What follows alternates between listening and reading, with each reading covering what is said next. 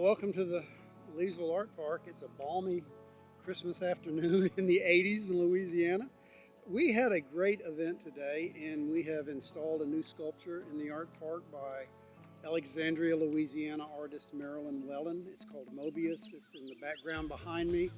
We had a great crowd here today for the dedication. City of Leesville people, supporters of the Gallery 111 here in Leesville, and we're just real pleased with how it turned out today. I first saw a small sculpture that Mrs. Wellen had done about 7 years ago at an exhibit at the Alexandria Museum of Art, and it was about this tall. And I walked up to Marilyn and I said, "Is that a model for a much larger sculpture?" And she raised her eyebrow and said, "Well, it could be." And I said, "Well, I think this thing ought to be about 20 times the size it is to really have an impact."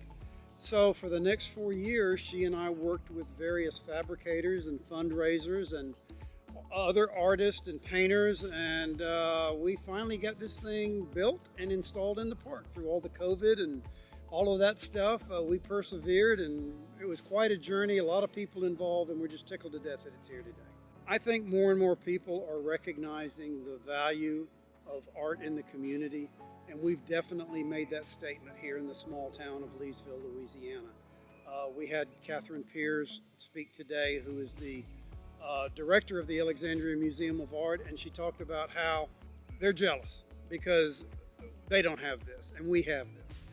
We've got this beautiful park that Gallery 111 has reached a management agreement with the city. They pretty much let us do what we need to do and want to do in working with education and art and public art.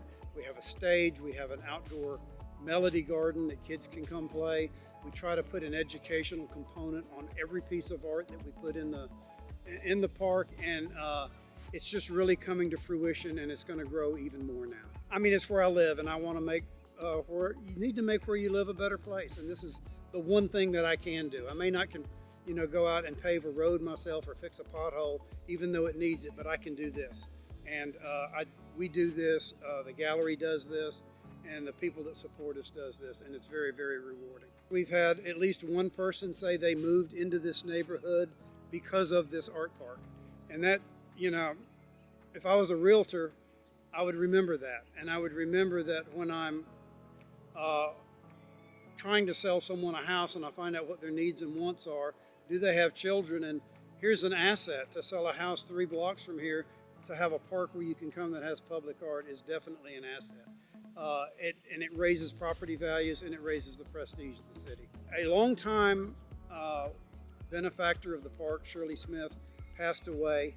Her family had asked for donations in lieu of flowers to go to the art park. We're taking that money and some other money, and we're going to build a poetry garden. She was an English teacher.